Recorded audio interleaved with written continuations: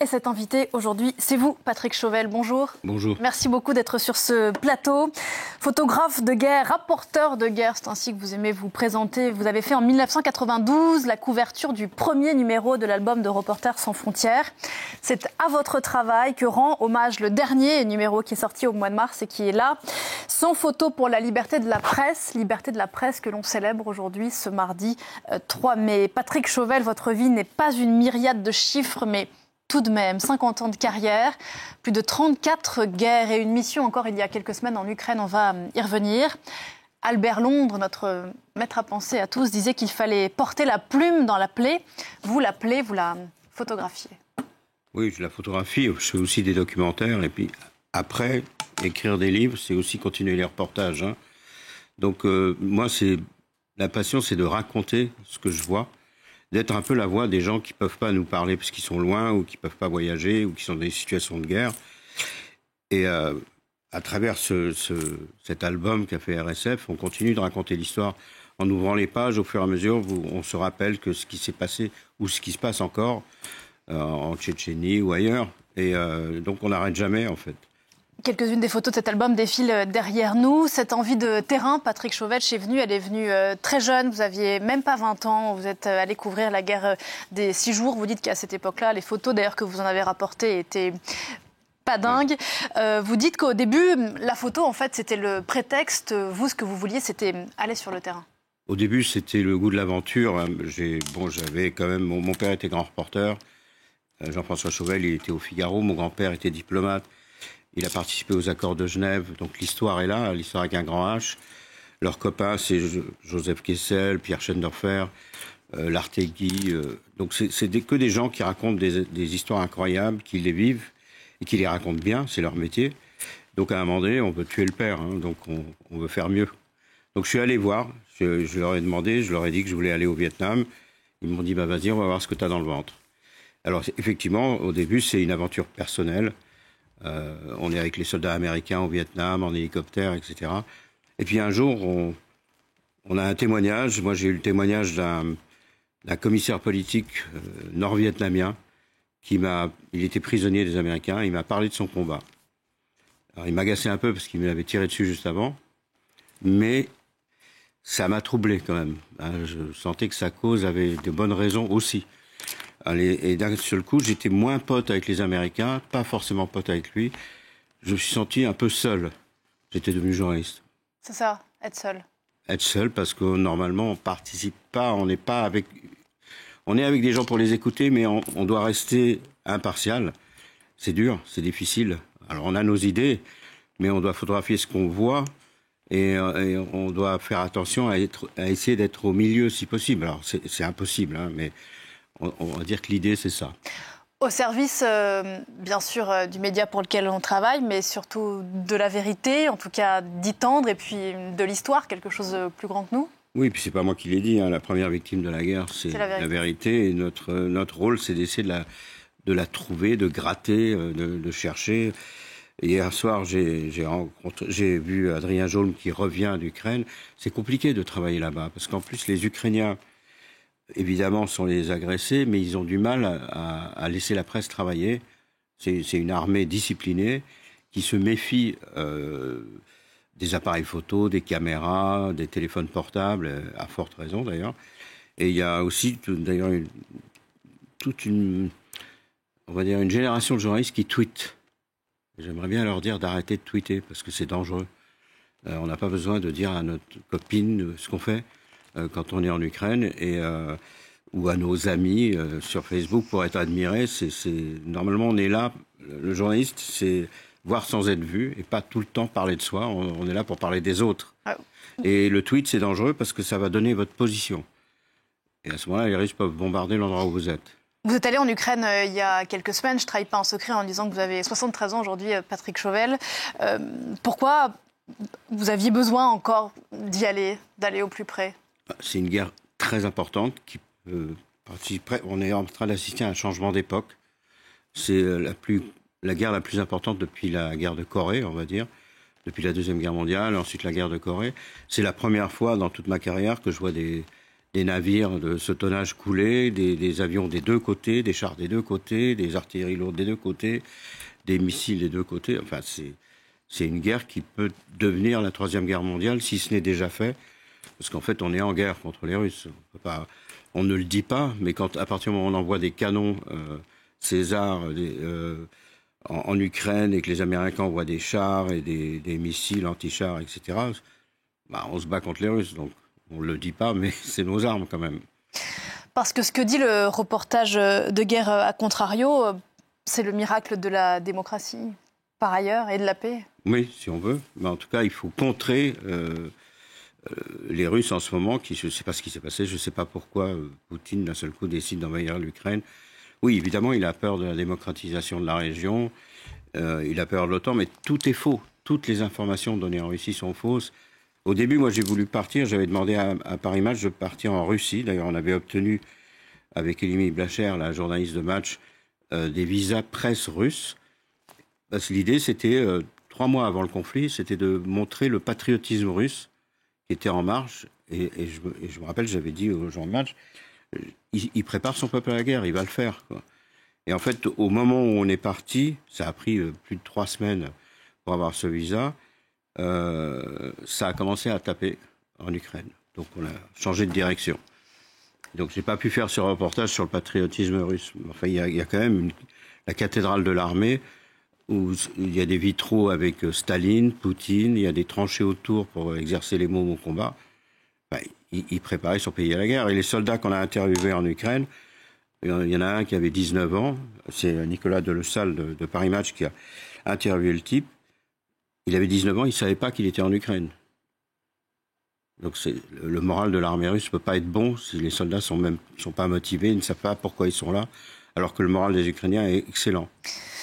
Vous avez couvert beaucoup de conflits, on le disait, Vietnam, Cambodge, Bosnie-Herzégovine, Tchétchénie, Irak, Irlande du Nord, Salvador. Je voudrais qu'on revienne sur peut-être le siège de Sarajevo, qui a été un moment particulier dans l'histoire de l'Europe. D'ailleurs, on dit que la guerre avec l'Ukraine est revenue en Europe. En réalité, le siège de Sarajevo en était une, bien sûr, avec sa douleur. Est-ce que vous diriez que vous avez vu des choses en Ukraine dernièrement que vous aviez vu déjà à l'époque à Sarajevo, dans ce qu'un siège peut faire à une société humaine, notamment? Non, parce que ça n'a pas duré aussi longtemps. Le siège de Sarajevo, il ne faut pas l'oublier, c'est le plus long siège de l'époque moderne. Ça a duré plus de 3 ans quand même. Et Sarajevo, le front était partout, parce que les Serbes étaient sur les collines au-dessus. Donc il y avait un front, évidemment, de confrontation, mais les snipers serbes et les mortiers serbes et les canons serbes pouvaient taper la ville à n'importe quel endroit. À Kiev, oui.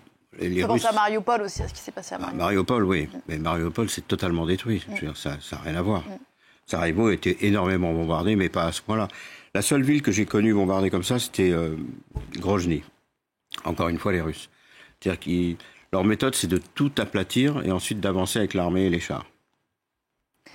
Mais ça ne marche pas. Vous racontez qu'il vous a fallu longtemps, en fait, des allers-retours entre l'actualité et votre carrière, mais pour accepter, quand vous reveniez de mission, que la vie ailleurs se poursuive, qu'il fallait s'adapter à l'indifférence.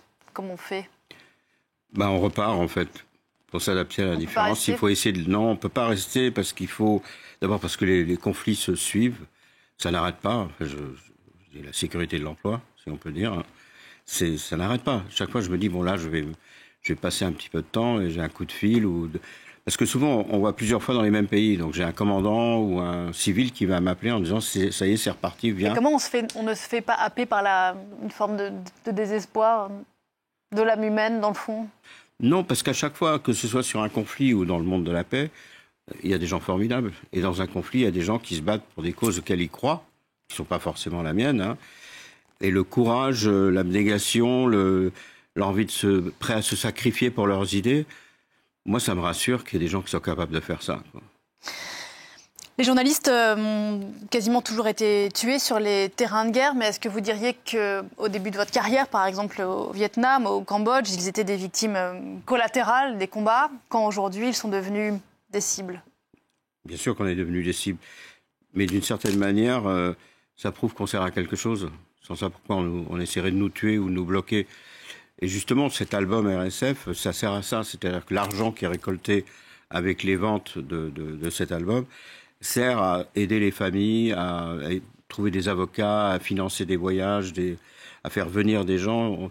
En ce moment, RSF s'occupe de 4 journalistes afghans que j'ai rencontrés quand j'ai fait un reportage là-bas, juste après la chute de Kaboul. L'année dernière, ouais. Voilà, on est allé, on les a rencontrés en douce. Ils se planquaient dans la montagne, ils étaient condamnés à mort par les talibans. Ils ont réussi à sortir. Ils sont bloqués en Iran en ce moment. Et RSF fait des pieds et des mains pour essayer de les sortir de là et les amener en France. C'est à ça que sert RSF. Et le fixeur que j'avais, qui nous a aidés avec Nicolas Delesalle quand on était à Zaporijjé, a été tué. C'est un caméraman, photographe ukrainien, journaliste, un garçon formidable. Il a été tué juste après avoir travaillé avec nous. Là aussi, RSF essaie de faire une enquête pour savoir comment il a été tué par les Russes, pourquoi les Russes l'ont tué. Moi, quand je vais retourner en Ukraine, là... Vous allez y retourner? Oui, bien sûr. J'ai proposé à RSF d'aller retrouver l'endroit où il a été tué et essayer de comprendre ce qui s'est passé. Parce qu'il avait un gilet pare-balles clairement marqué presse. J'ai fait une interview de lui dans la voiture quand on fonçait dans le Donbass. On était dans sa voiture.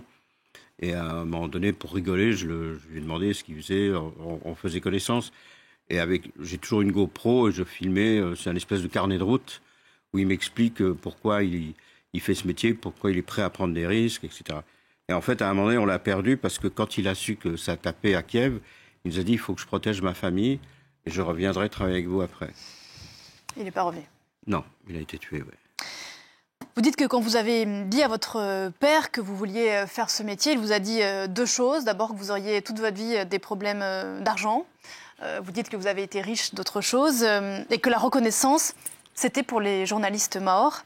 Est-ce que cet album et le fait qu'on parle tant de vos photos, c'est le signe qu'il s'était trompé d'une certaine façon? Oui, on vit une autre époque. C'est une époque qu'il ne connaissait pas. Hein, donc les informations vont vite. La presse est mise en avant pour défendre la presse, malheureusement. Malheureusement, le problème qu'on a aujourd'hui, c'est les réseaux sociaux. Je ne suis pas contre les réseaux sociaux, mais il faut faire attention. Elle est très critiquée, la presse aussi. Est-ce que vous pensez que d'une façon, elle est co-responsable des critiques qu'on lui apporte? Je ne sais pas, il faudrait demander Effectivement, il y a beaucoup de confrères, par exemple, en Ukraine. Ils ne sont pas tous professionnels. Ils travaillent beaucoup avec des réseaux sociaux, avec leur téléphone portable.